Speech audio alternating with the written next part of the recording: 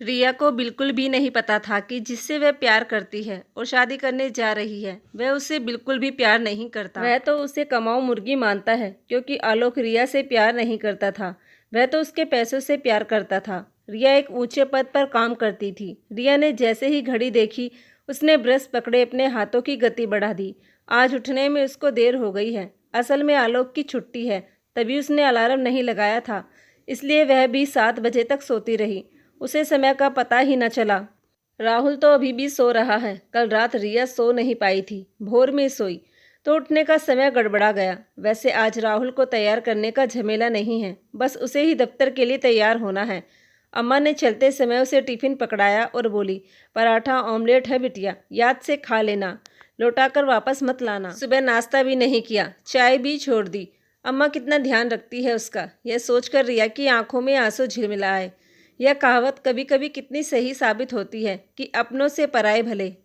अपने तो पलट कर भी नहीं देखते, लेकिन 600 रुपये और रोटी कपड़े पर काम करने वाली इस अम्मा का कितना ध्यान है रिया के प्रति। आज रिया उसे हटा दे तो वह चली जाएगी, यह वह भी जानती है। फिर भी कितना स्नेह है, कैसी ममता है।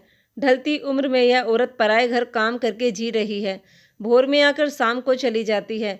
फिर भी रिया के प्रति उनके मन में कितना लगाव और जुड़ाव है। और पति आलोक, उसके साथ तो जन्म जन्मांतर के लिए वह बंधी है, तब भी वह कभी भी नहीं पूछता कि कैसी हो। कितना स्वार्थी है आलोक कि किसी से कोई मतलब नहीं रखता। बस घर में सब कुछ उसके मन जैसा होना चाहिए, उसके सुख आराम की पूरी व्यवस्था होनी चाहिए। वह अपने आप को घर का मालिक समझता है, जबकि तनख्वाह रिया उससे डबल पाती है और घर भी पूरा वही चलाती है। अच्छे संस्कारों में पली बढ़ी रिया दादी माँ के आदर्शों पर चलती है। उच्च पद पर नौकरी करते हुए भी उग्र आधुनिकता नहीं है उसके अंदर। पति, घर, बच्चा उसके प्राण हैं और उनके प्रति वह समर्पित है। उसे अपने बेटे राहुल से, अपने पति आलोक से और अपने हाथों सजाई अपनी गृहस्थी से बहुत ही ज़्यादा प्यार है। बचपन से ही रिया भावुक, कोमल और संवेदनशील स्वभाव की है। पति उसको ऐसा मिला है जो बस अपना ही स्वार्थ देखता है। पत्नी, बच्चे के प्रति कोई प्यार ममता उसमें है ही नहीं। रिया तो उसके लिए विलास की एक वस्तु मात्र है। रिया घर से निकली तो देर हो गई थी। वह इत्तेफाक ही था कि घर से निकलते ही उसे ऑटो मिल गया और वह ठीक समय पर दफ्तर पहुंच गई। कुर्सी खींच कर रिया सीट पर बैठी थी कि चपरासी ने आकर कहा, मैडम आपको बॉस ने बुलाया है। रिया घबराई, डरते डरते उनके कमरे में गई। वे बड़े अच्छे मूड में थे। उसे देखते ही बोले, रिया मिठाई खिलाओ। किस बात की सर? रिया ने हैरानी से पूछा। तुम्हारी CR बहुत अच्छी गई थी, तुमको प्रमोशन मिल गया है। धन्यवाद देकर रिया बाहर आई, फिर ऐसे काम में जुट गई कि सिर उठाने का भी समय नहीं मिला। दफ्तर से छुट्टी के बाद वह घर जाकर सीधी लेट गई। राहुल भी आकर उससे लिपट गया। तब तक अम्मा चाय ले आई और उन्होंने रिया से पूछा कि बिटिया टिफ़िन खाया? अरे अम्मा, आज भी लंच करने का ध्यान ही नहीं रहा। अम्मा ऐसा करो, ओवन में गर्म करके उसे ही दे दो। रहने दो, मैं गर्मा गर्म नमक अजवाइन की पूरी बना देती हूँ। पर बिटिया, देह तुम्हारी अपनी है, तुमको बच्चों को भी पालना है। ऐसा करोगी तो? बड़बड़ाती हुई अम्मा रसोई में पूरी बनाने चली गई। रिया कृतज्ञ नज़रों से उनको जाते हुए देखती रही। थोड़ी ही देर में अचार के साथ पूरी लेकर अम्मा आई। रात को क्या खाओगी बिटिया, बता दो। अभी भरपेट खाकर रात को ही क्या खाऊंगी? राहुल की खिचड़ी रखी है। यह बोलकर अम्मा 2 पल खड़ी रही, फिर बोली, साहब कब आएंगे? काम से गए हैं, जब काम खत्म होगा तब आ जाएंगे। रात देर तक रिया को नींद नहीं आई। अपने पति आलोक के बारे में सोचती रही कि वह अब कुछ ज़्यादा ही बाहर जाने लगे हैं। घर में जब रहते हैं तो बात बात पर झुंझला पड़ते हैं। उनके हाव भाव से तो यही लगता है कि ऑफिस में शायद काम का दबाव है या किसी प्रकार का मनमुटाव चल रहा है। सबसे बड़ी चिंता की बात यह है कि वह पिछले 4 महीने से घर में खर्च भी नहीं दे रहे हैं। पूछो तो कहते हैं कि गलती से एक वाउचर पर उनसे ओवर पेमेंट हो गई थी और अब वह रिफंड हो रही है। अब उसके आगे रिया क्या कहती? ऐसी गलती होती तो नहीं, पर इंसान से भूल हो भी सकती है। आलोक पर वह अपने से ज़्यादा भरोसा करती है। थोड़ा सख्त मिजाज तो है, पर कपटी नहीं है। सोचते सोचते पता नहीं कब उसे नींद आ गई। अगले दिन दफ्तर में उसके प्रमोशन की बात पता चलते ही सबने उसे बधाई दी और पार्टी की मांग की। लंच के बाद जमकर पार्टी हुई। सबने मिलकर उसे फूलों का गुलदस्ता उपहार में दिया। मन में खुशी की बाढ़ लेकर घर लौटी, पर घर जाकर उसे रोना आया कि ऐसी खुशी के अवसर पर आलोक घर में नहीं है। रिया तो अपनी खुशियां आलोक के साथ बांटना चाहती थी, लेकिन आलोक का तो कोई अता पता ही नहीं रहता। अम्मा के घर मेहमान आने वाले थे, इसलिए आज वह भी जल्दी घर चली गई।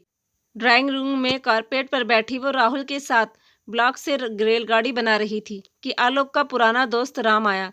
राम को देखते ही रिया हंसकर बोली, आप, मैं गलत तो नहीं देख रही? नहीं नहीं, आप सही देख रही हो भाभी, मैं राम ही हूँ। बैठिए भैया, कोमल भाभी को क्यों नहीं लाए? भाभी, कोमल का अब शाम को निकलना बहुत कठिन हो गया है, वह दोनों बच्चों को होमवर्क कराती है। आलोक अभी तक ऑफिस से लौटा नहीं है क्या? वह यहाँ कहाँ है? ऑफिस के काम से बेंगलुरु गए हैं। राम बहुत ही ज्यादा गंभीर हो गया। भाभी, पता नहीं कि आप मेरी बातों पर विश्वास करोगी या नहीं, पर मैं आपको अपनी बड़ी बहन मानता हूँ, इसलिए आपको बता देना उचित समझता हूँ। और कोमल की भी यही राय है कि पत्नी को ही सबसे पीछे इन सब बातों का पता चलता है। रिया घबराई सी बोली, राम भैया क्या बात है? भाभी, आलोक कहीं नहीं गया, वह यहीं दिल्ली में है। यह सुनकर रिया को बहुत ही हैरानी हुई। ये राम क्या कह रहा है, जो उनका सबसे बड़ा शुभचिंतक और मित्र है, ऐसा मित्र जो आज तक हर सुख दुख को साथ मिलकर बांटता आया है। भाभी, तुम्हारे मन की दशा मैं समझ सकता हूँ। पहले मैंने सोचा था कि आपको नहीं बताऊंगा, पर कोमल ने कहा कि आपको पता होना चाहिए, जिससे कि आप सावधान हो जाओ। पर राम भैया, यह कैसे हो सकता है? सुनो भाभी, कल मैं और कोमल एक बीमार दोस्त को देखने गांधीनगर गए थे। कोमल ने ही पहले देखा कि आलोक ऑटो से उतरा तो उसके हाथ में मून रेस्तरा के बड़े बड़े पोली बैग थे।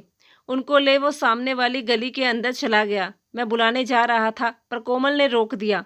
रिया की सांस रुक गई। एक पल को लगा कि चारों ओर अंधेरा छा गया है, फिर भी उसने अपने आप को संभाल कर बोली, कोई गलती तो, मतलब डील डोल में आलोक जैसा कोई दूसरा आदमी? भाभी, आलोक मेरे बचपन का साथी है, उसकी पहचानने में मैं कोई भूल नहीं कर सकता। पर भैया, उन्होंने आज सुबह ही बेंगलुरु से फ़ोन किया था, रोज ही करते हैं। उसका मोबाइल और तुम्हारा लैंडलाइन, आपको क्या पता कहाँ से बोल रहा है? रिया स्तब्ध रह गई। आलोक निर्मोही है, यह तो वह भी समझ गई थी, पर उसे धोखा भी दे सकता है, ऐसा तो उसने सपने में भी नहीं सोचा था। राम बहुत गंभीर और चिंतित था। वह बोला, भाभी, आपके पारिवारिक मामलों में मेरा दखल देना ठीक नहीं है, फिर भी पूछ रहा हूँ, आलोक आपको अपनी तनख्वाह लाकर देता है या नहीं? तनख्वाह तो कभी नहीं दी। हाँ, घर खर्च देते हैं, पर 4 महीने से एक पैसा नहीं दिया है। कह रहे थे कि गलती से ओवर पेमेंट हो गई, इसलिए वह रिफंड हो रही है, उसमें आधी तनख्वाह कट जाती है। रिया भाभी, आप पढ़ी लिखी हो, समझदार हो, अच्छे पद पर नौकरी कर रही हो, घर के बाहर का संसार देख रही हो, फिर भी आलोक ने आपको मूर्ख बनाया और आप बन गई। यह कैसा अंधा विश्वास है आपका अपने पति पर? सुनो भाभी, अपना भला और बच्चे का भविष्य ठीक करना चाहती हो तो आलोक पर लगाम कसो, अपने पैसे संभालो। रिया की नींद उड़ गई, चिंता से सिर बोझिल हो गया। वह खिड़की के सहारे बिछी आराम कुर्सी पर चुपचाप बैठी आलोक के बारे में माँ की नसीहतों को याद करने लगी। संपन्न माता पिता की लाडली बेटी रिया, आलोक के लिए उनको भी त्याग आई थी। आलोक का हाव भाव और उसके बात करने का ढंग कुछ इस तरह का रूखा था, जो किसी संस्कारी व्यक्ति को पसंद नहीं आता था। इसके लिए रिया आलोक को दोषी नहीं मानती थी, क्योंकि उसे संस्कारवान बनाने वाला कोई था ही नहीं। जिस समय आलोक का उसके परिवार में आना जाना था, तब वह मामूली नौकरी करता था और रिया ने लोक सेवा आयोग की परीक्षा पास करके अधिकारी के पद पर काम शुरू किया था।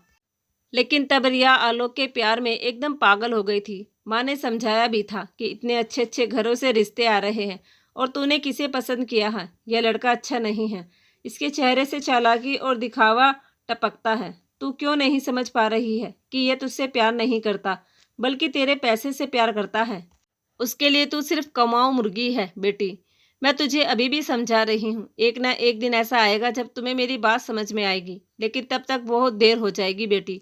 रिया ने अपनी मम्मी की एक भी बात नहीं सुनी, क्योंकि वह तो आलोक के कामदेव जैसे रूप पर मर मिटी थी।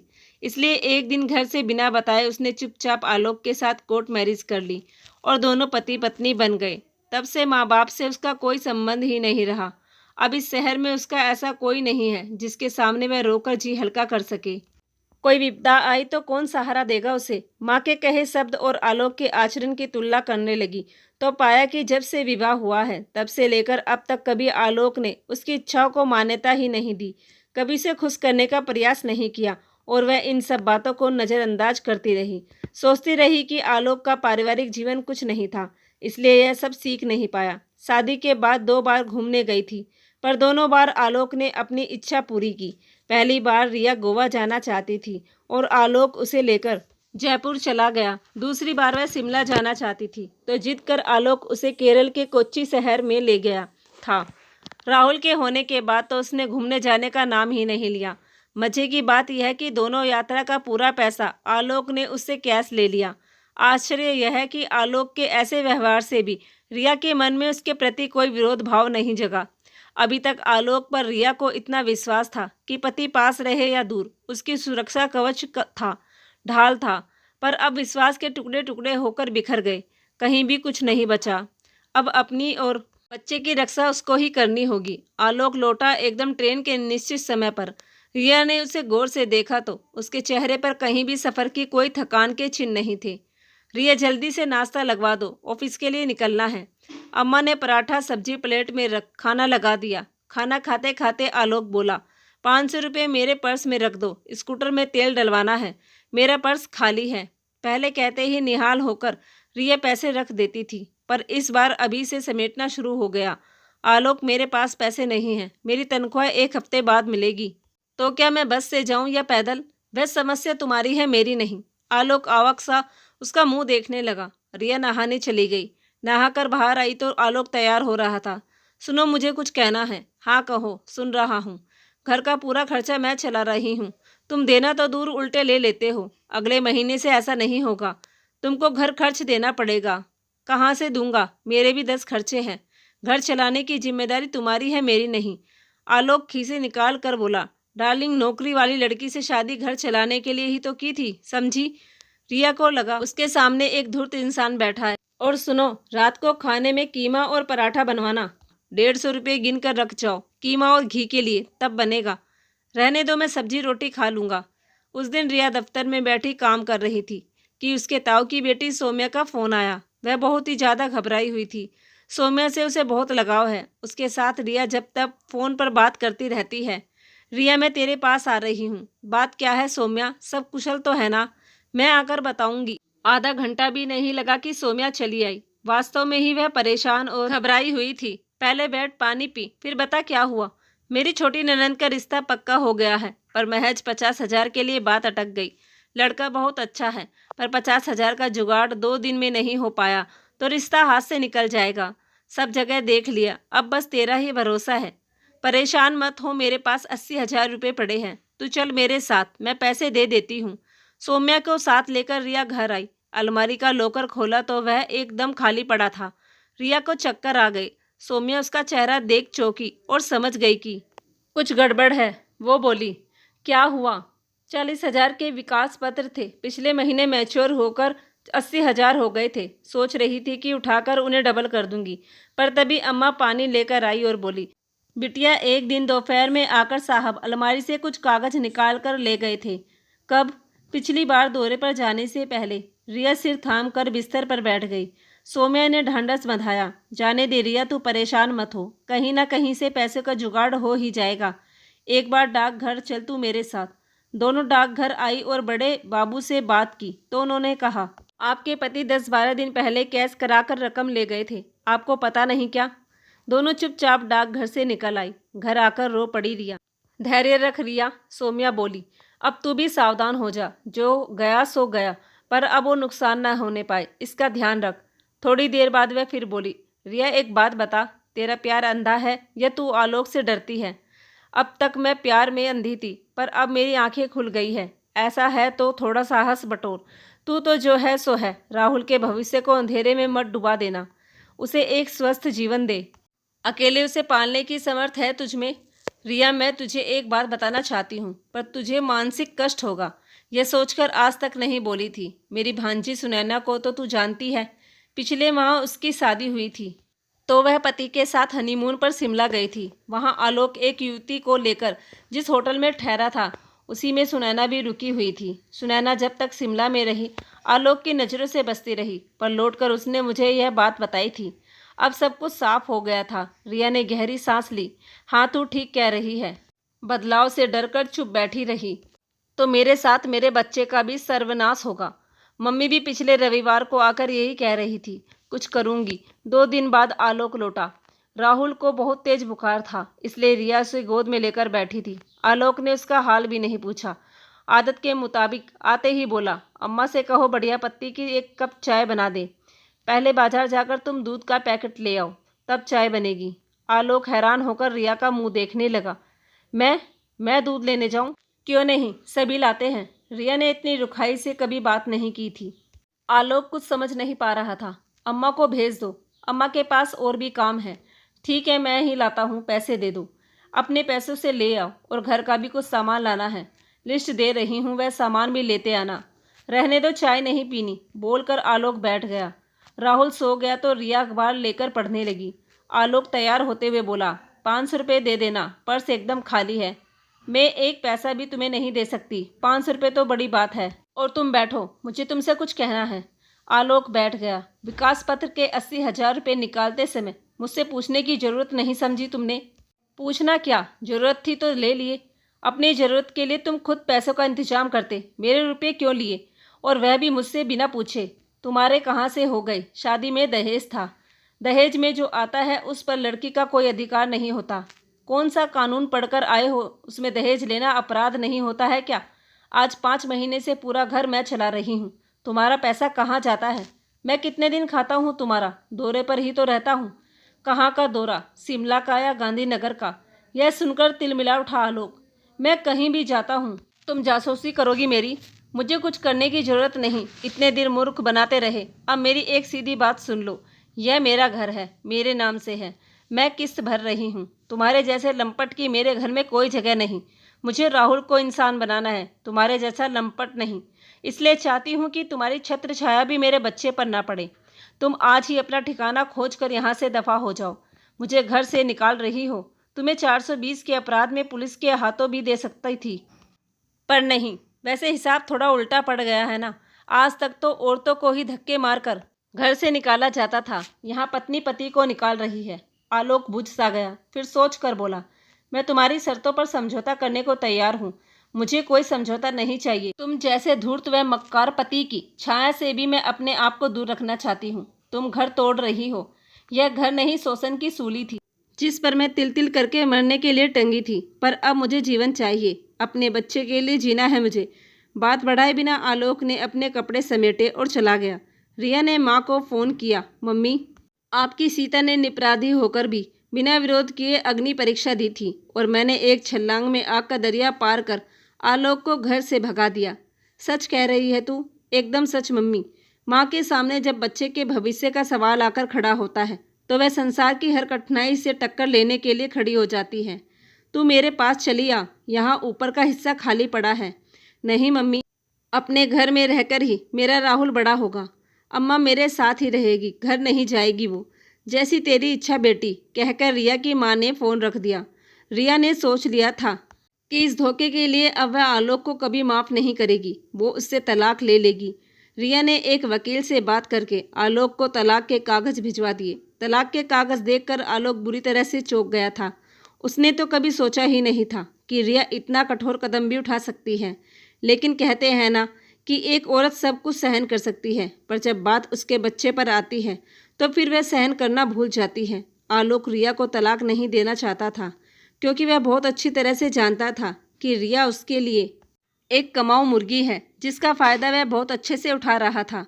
रिया ने धीरे धीरे करके आलोक के खिलाफ बहुत सारे सबूत इकट्ठा कर लिए थे। इसलिए आलोक को हार माननी पड़ी और उसे रिया को तलाक देना ही पड़ा। आज भी आलोक को अपने किए पर बिल्कुल भी अफसोस नहीं था। अगर उसे किसी बात का अफसोस था तो वह सिर्फ इस बात का कि उसके हाथ से कमाऊ मुर्गी निकल गई, जिसे वह इतने दिनों से हलाल कर रहा था। रिया तो आलोक से बहुत प्यार करती थी, लेकिन आलोक ने तो उसे धोखा दिया था। वह तो रिया से प्यार करता ही नहीं था, वह तो सिर्फ और सिर्फ उसके पैसों से प्यार करता था। रिया अब सब कुछ भूलकर अपनी ज़िंदगी में आगे बढ़ गई थी। वो अब अपने बच्चे और अम्मा के साथ बहुत ही खुश थी और उन्हीं लोगों के साथ अपनी ज़िंदगी खुशी से गुजार रही थी। तो दोस्तों, आप लोगों को ये कहानी कैसी लगी कमेंट में लिखकर ज़रूर बताना, और अगर कहानी पसंद आई हो तो प्लीज़ हमारे चैनल को ज़रूर सब्सक्राइब कर लेना। धन्यवाद।